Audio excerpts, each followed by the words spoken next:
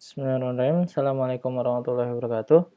Ya, kembali lagi di channel Kelas Kimia Lukman, channel yang membahas tentang materi-materi kimia, baik materi kimia SMA maupun Olimpiade Kimia. Nah, pada video kali ini kita akan melanjutkan ya pembahasan kita yang tentang kupas tuntas kimia organik, sekarang part keempat.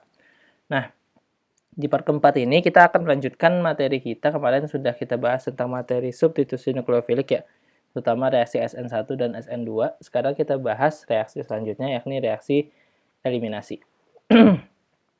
Nah, di reaksi eliminasi ini sudah dijelaskan ya pengantarnya bahwa reaksi eliminasi adalah reaksi yang menghilangkan ikatan rangkap.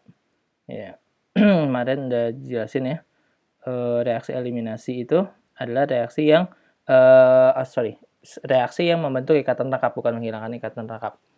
Nah, reaksi eliminasi nanti kita bakal mempelajari dua reaksi ya. Jadi ada reaksi E1 dan E2. Nah, apa itu reaksi E1 dan E2? Nah, reaksi E1 dan E2 ini kenapa disebut sebagai E1 dan E2? Sebenarnya ini relate dengan reaksi SN1 dan SN2. Nah, artinya apa? Reaksi E1 di sini akan mirip mekanismenya dengan reaksi SN1. Begitu juga dengan reaksi E2, itu akan mirip mekanismenya dengan reaksi SN2. Cuman berbedanya apa? Berbedanya kalau misalkan SN1 itu menghasilkan produk substitusi, dan SN2 juga menghasilkan produk substitusi, sementara E1 dan E2 itu menghasilkan produk eliminasi. Nah, karena dari skemanya nanti kita jelasin ya, skemanya sama, maka otomatis apa kecenderungannya dalam membentuk reaksi E1 dengan reaksi E2 juga sama. Misalkan tadi ya, E1 pelarutnya itu harus protik dan E2 itu harus aprotik, begitu juga dengan SN1 dan SN2 ya. Sementara living groupnya itu tentu saja harus good, living groupnya good. Substratnya di sini karbokation yang stabil di E1 dan karbokation yang tidak stabil di E2.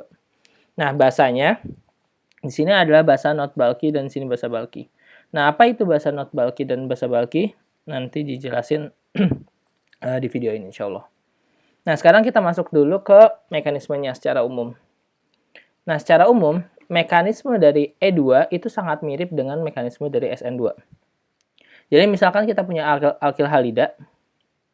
Nah, alkil halidanya adalah alkil halida yang karbokationnya tidak stabil. Dengan kata lain, biasanya adalah alkil halida primer. Sama ya, reaksi substitusi juga alkil halida primer.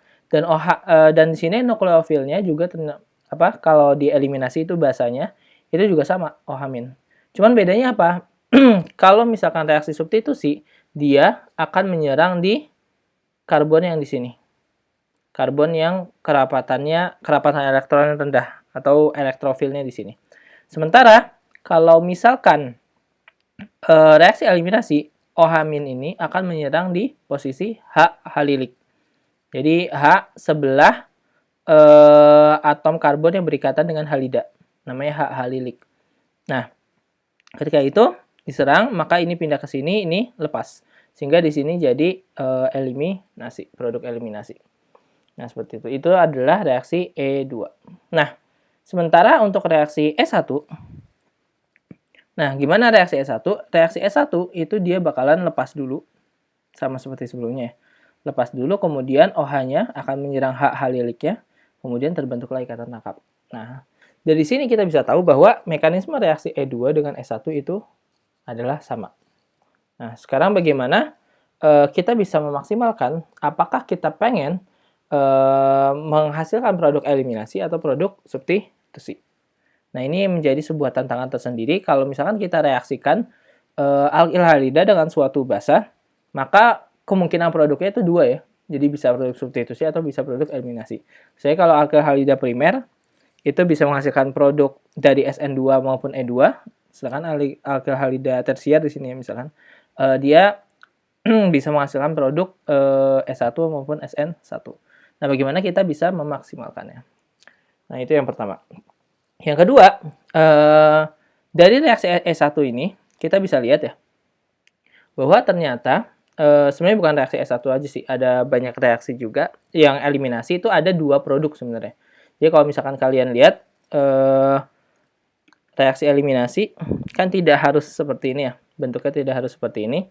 Jadi dia nanti ada dua produk yang kita sebut sebagai produk termodinamik dan produk kinetik. Nah,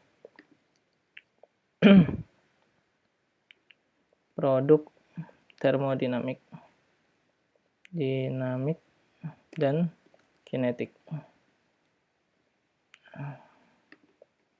Termodinamik dan kinetik. Nah, apa itu produk termodinamik dan produk kinetik? Jadi, produk termodinamik itu adalah produk. Jadi, produk termodinamik adalah produk termodinamik adalah produk yang dihasilkan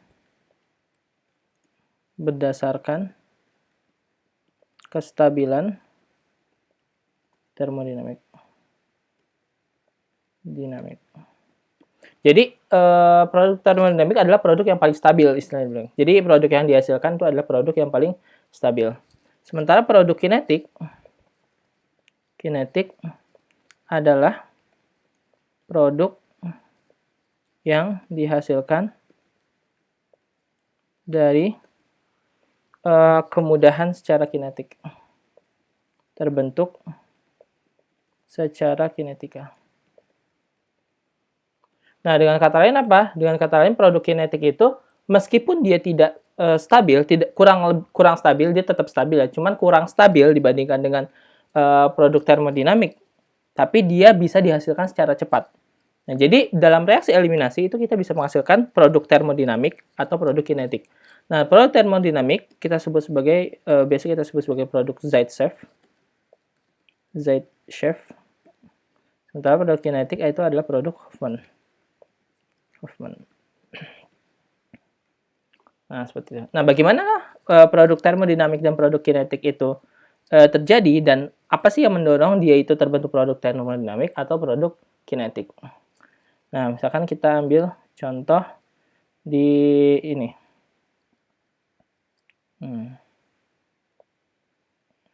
Bentar.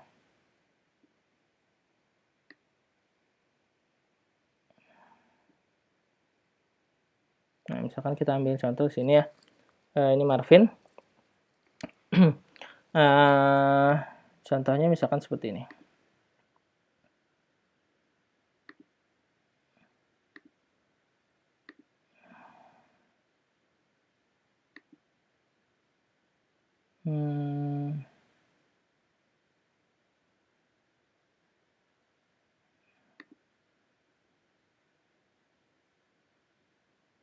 Gimana ya? Sebentar. Jadi masuk.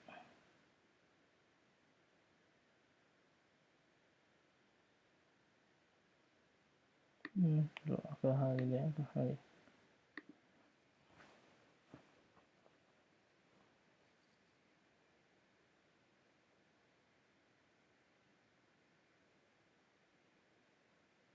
Bisa ya.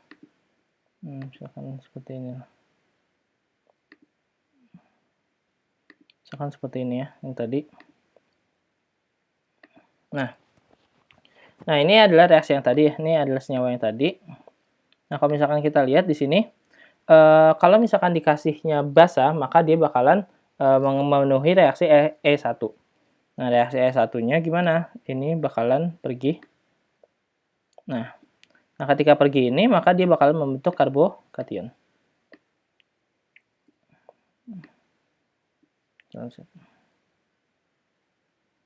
Dia bakal membentuk karbokation.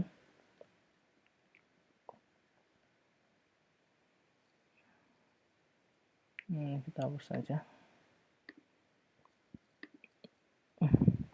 Nah, dia akan membentuk karbokation. Nah, pertanyaannya adalah ketika di situ ada basa, misalkan di sini OH-.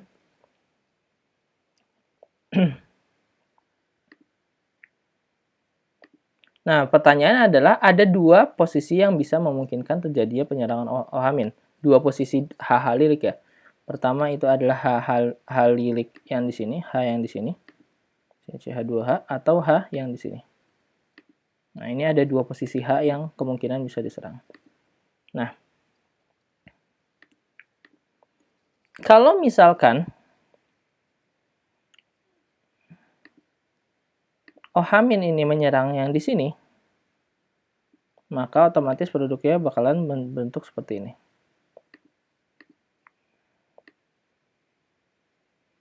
Nah, ini kemungkinan pertama ya. Jadi produknya terbentuk seperti ini.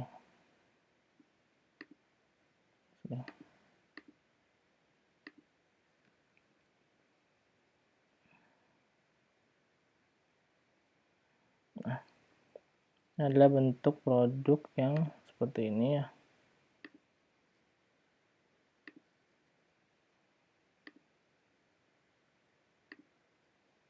Nah, dia bakal membentuk produk seperti ini. Nah, sementara kalau misalkan kita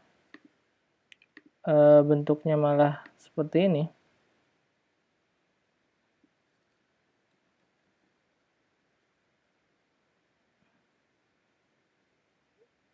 dua kemungkinan ya. Kalau misalkan dia nyerangnya tidak ke sini, tapi dia nyerangnya ke sini, nah ini jadi lain cerita.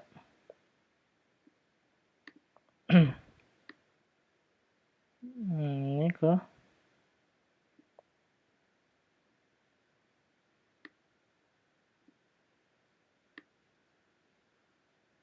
sini, maka dia bakalan membentuk yang seperti ini.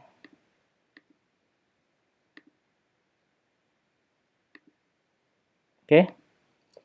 Nah, ini ada dua bentuk. Jadi ada dua kemungkinan produk. Nah, yang ini kita sebut sebagai produk Hofmann. Nah, ini produk Hofmann kan. Nah, dia produk Hofmann. Waduh.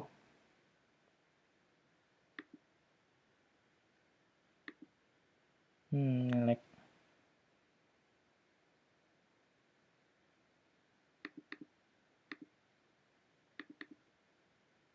Ya. Ini adalah produk Hofmann. Dan ini adalah produk Z-Chef.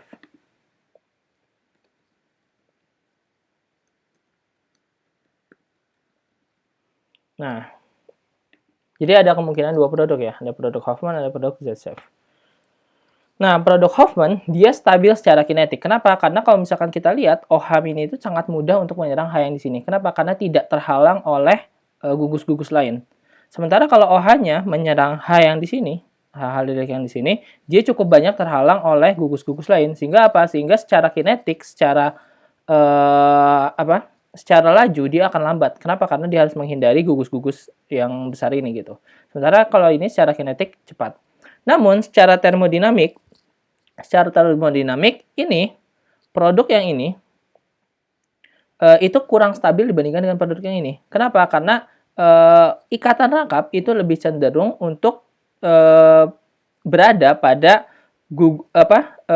letaknya yang sangat terhimpit sehingga dia bisa mendistribusikan dengan mudah kerapatan elektronnya gitu. Jadi di sini kerapatan elektronnya bisa terdistribusi dengan lebih merata dibandingkan dengan yang di sini. Nah, ini menjadikan dia itu secara termodinamik produk Z-Chef itu lebih stabil dibandingkan dengan produk Hofmann. Tapi secara kinetik ini lebih seperti. Nah, jadi ada dua produk nanti yang bisa dihasilkan adalah apakah produk Hofmann yang stabil secara kinetik atau produk Z-Chef yang stabil secara termodinamik. Nah, seperti itu. Nah, pertanyaannya adalah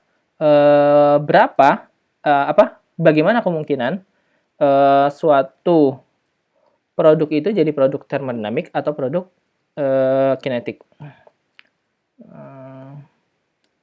Zeithof.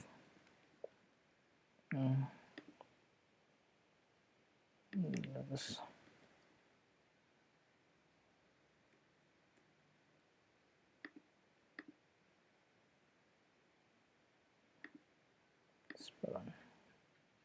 Nah, sekarang kita ya.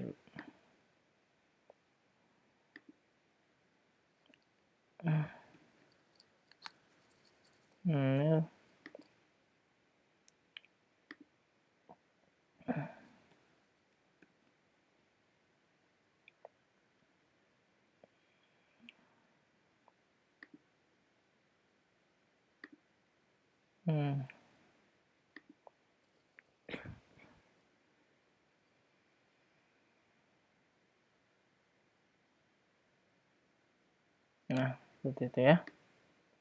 Jadi ada dua kemungkinan produk, ada produk Hoffman, ada produk Z-Safe. Nah, produk Hoffman yang tadi ya, yang dihasilkan kemudahan secara kinetik.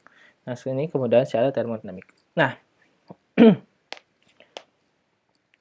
kalau misalkan produk kinetik, itu sangat bergantung pada suhu. Sangat bergantung, pertama sangat bergantung pada nukleofil tentu saja ya, pada basanya. Nah, basa yang berukuran besar,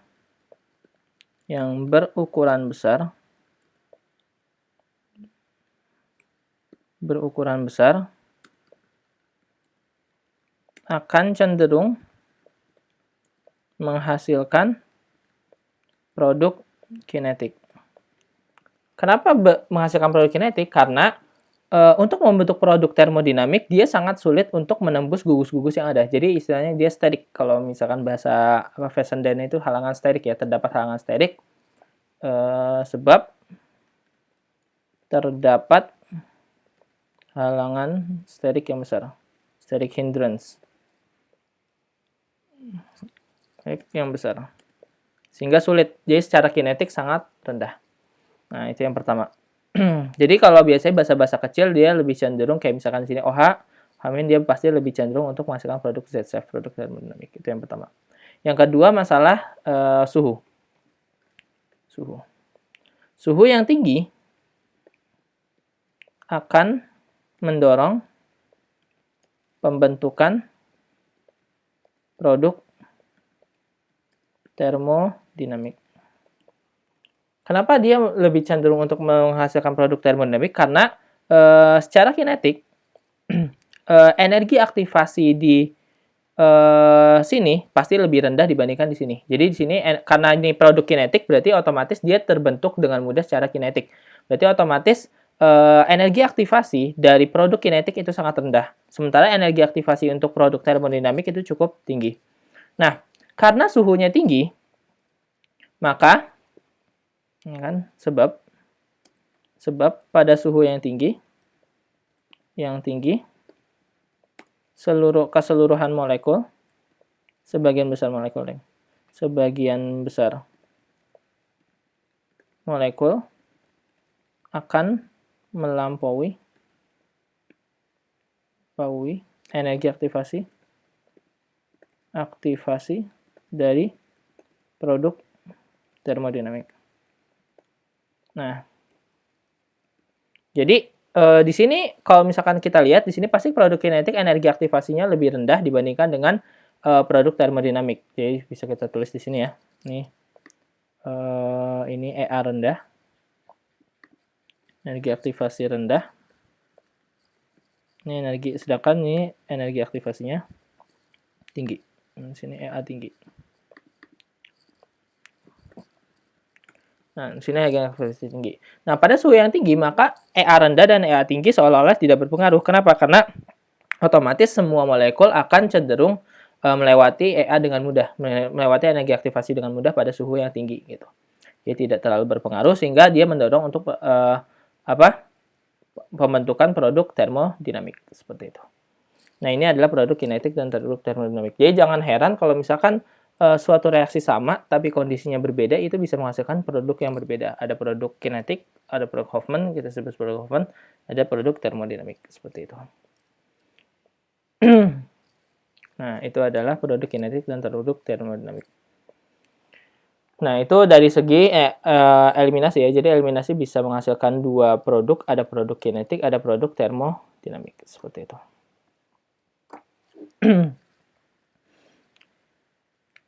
Nah, sekarang kita bahas kecenderungan antara reaksi substitusi dengan reaksi eliminasi. Nah, ini dalam banyak kasus juga terjadi reaksi substitusi sama reaksi eliminasi itu bakalan bersaing. Nah, hal ini dapat terlihat dengan mekanisme reaksi yang cenderung sama sehingga untuk memaksimalkan produk eliminasi atau produk substitusi diperlukan kondisi-kondisi tertentu sehingga suatu reaksi lebih dominan dari reaksi lain. Nah, kondisinya apa? Jadi kondisi pemanasan itu yang biasanya suhunya lebih dari 150 derajat Celcius itu akan cenderung menyebabkan reaksi eliminasi.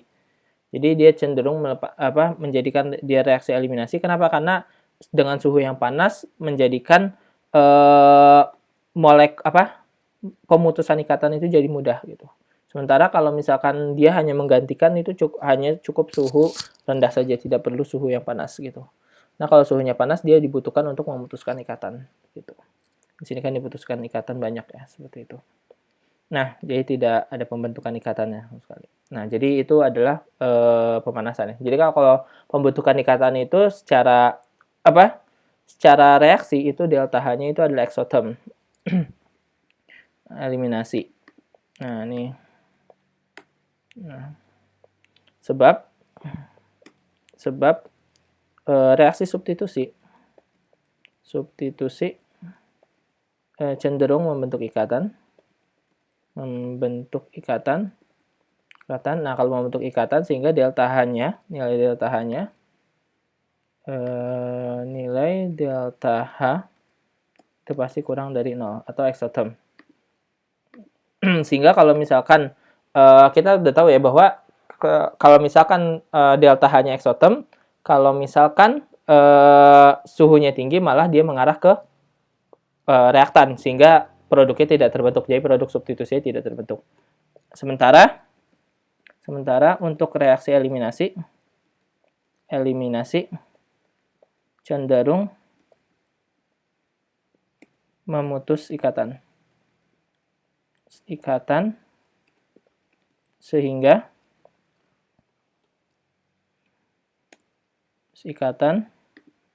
dan ini delta H-nya jadi positif ya. Kalau pemutusan ikatan tuh delta H-nya positif. Nah, kalau delta H positif kita juga udah tahu bahwa kalau misalkan suhunya tinggi dan delta H-nya positif, maka keseimbangan akan bergeser ke arah ke produk. Nah, seperti itu. Sehingga lebih mudah jika dilakukan pada suhu tinggi. Nah, ini belajar kimia tuh kayak gitu ya. Jadi secara bertahap nggak cuman organik aja, tapi ya juga ada hubungannya dengan termodinamika, kinetika, dan keseimbangan dan sebagainya, seperti itu. Nah, selain itu penggunaan basa bulky ini sini. Ini di apa saja. Nah, itu yang pertama. Nah, ini sini.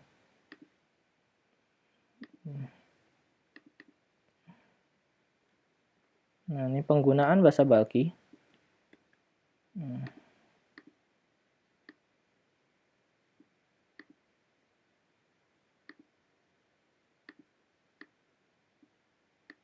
Itu serbut oksida.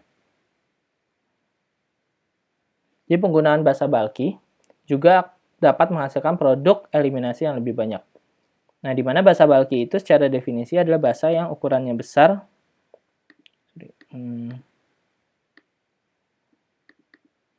Jadi basa bulky adalah basa yang ukurannya besar dan kuat. Nah, contohnya itu adalah tersier butoksida, TBUO. Nah, seperti itu.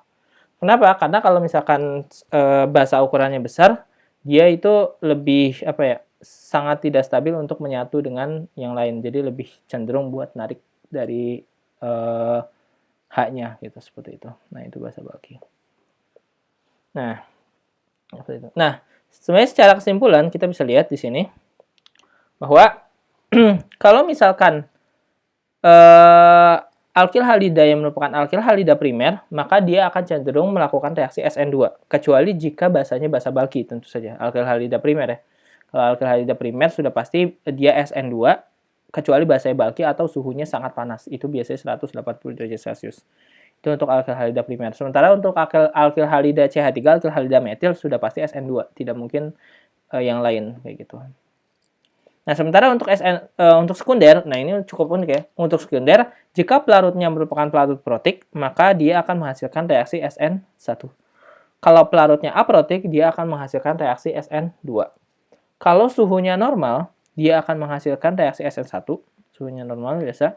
Tapi kalau misalkan basa kuat dan dia hangat, jadi 50 derajat Celcius, itu biasanya bakalan reaksinya E2 seperti itu. Nah, kita bisa lihat di sini ya, kalau pelarutnya protik, itu biasanya pelarut protik itu dia bakalan menghasilkan reaksi SN1. Tapi pelarut protik yang biasanya basanya basa lemah, tidak basa kuat gitu. Kalau basa kuat dia pasti langsung ke E2 seperti itu. Nah, dia juga kalau pelarutnya aprotik itu reaksinya SN2 seperti itu. Sedangkan kalau suhu normal dia SN1, kalau misalkan suhunya hangat dia langsung jadi eliminasi. Seperti itu. Karena sekunder itu lebih mudah eliminasi dibandingkan dengan substitusi.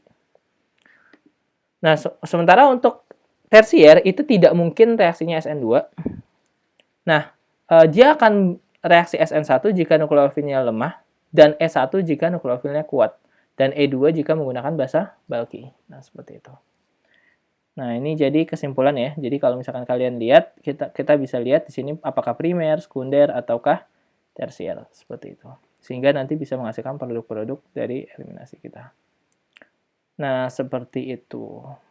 Oke, nah ini yang kesimpulannya saya ambil dari Clayden ya. Ya, mungkin sekian aja video kali ini. Terima kasih. Semoga bermanfaat. Wassalamualaikum warahmatullahi wabarakatuh.